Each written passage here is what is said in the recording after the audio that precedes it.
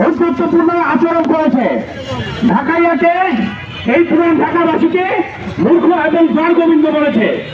তার এই ঔদ্ধত্যপূর্ণ আচরণে আমরা মর্মাহত হয়েছি এবং আজকে একত্রিত হয়েছি প্রতিবাদ জানার জন্য। আপনারা জানেন, আমরা সন্দেহ করছি যে এই চেয়ারম্যানের উদ্দেশ্য খারাপ। এই ঢাকাবাসীর ছোট ছোট বাড়ি ঘরের দিকে তার চোখ করেছে।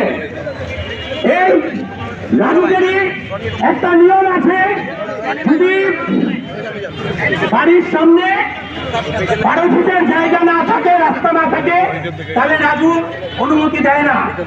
আজকে পুরান ঢাকার অলিতে গলিতে যে বিল্ডিং গুলি আছে সেগুলো রাজুকের অনুমোদন পায় নাই, এই রাজুকেরই নিয়ম অনুসারে।